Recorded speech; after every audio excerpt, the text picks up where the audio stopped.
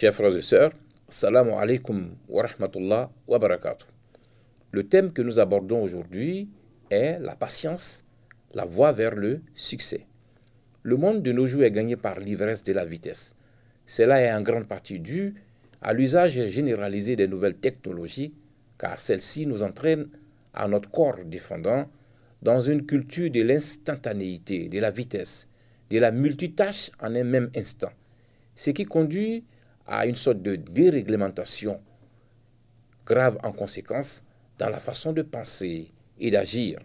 En Côte d'Ivoire, le langage populaire dit, je cite, « il faut faire chap-chap », fin de citation, quand il s'agit d'agir.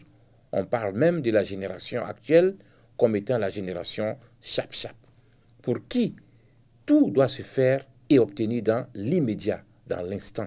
Une telle façon de concevoir la vie constitue un véritable danger pour l'humanité et l'avenir du monde dans son ensemble.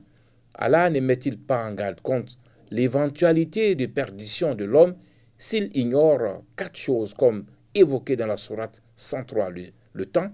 Je cite, « Par le temps, l'homme est certes en perdition, sauf ceux qui croient et accomplissent de bonnes œuvres, s'enjoignent mutuellement la vérité et s'enjoignent mutuellement la patience. » Fin de citation.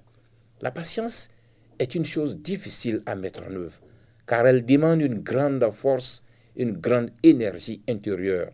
Elle exige des sacrifices énormes, mais cela constitue le passage obligé pour la réussite dans toute œuvre humaine, car c'est grâce à l'accumulation de leçons issues d'échecs successifs, de frustrations, transformées en atouts, que l'homme parvient au sommet, que l'homme parvient au moment venu à ses objectifs, au sommet. Une attente qui peut atteindre parfois plusieurs années. Les efforts déployés par le croyant dans la patience contribuent à illuminer son visage, son cœur, ainsi que son intellect. C'est dire que le courage déployé pour affronter les difficultés et les obstacles constitue en réalité la voie de son rapprochement d'Allah, de la bonification de son esprit et de son intellect. En clair, la patience prépare à la maturité et à un succès éclatant. C'est pourquoi Allah affirme au verset 10 de la sourate 39, le groupe Zumar, je cite, « Et les endurants auront leur pleine récompense sans compter. » Fin de citation. Les ulama classifient la patience en 3 catégories. Premièrement, il y a la patience face aux aléas de la vie, tels que les catastrophes, les pandémies, les traversées difficiles de la vie d'une personne, la maladie, etc. Deuxièmement, la patience déployée pour adorer Allah, à savoir la prière, le jeûne, le pèlerinage, la zakat. Par exemple, l'effort que déploie le jeûneur tout au long du mois de Ramadan est une patience pour adorer Allah, comme l'est celle observée pour tout apprenant de la science religieuse pour aller jusqu'au bout de ses études, ou encore celle à laquelle consent tout croyant dans le cheminement de la spiritualité à la rencontre de son Seigneur.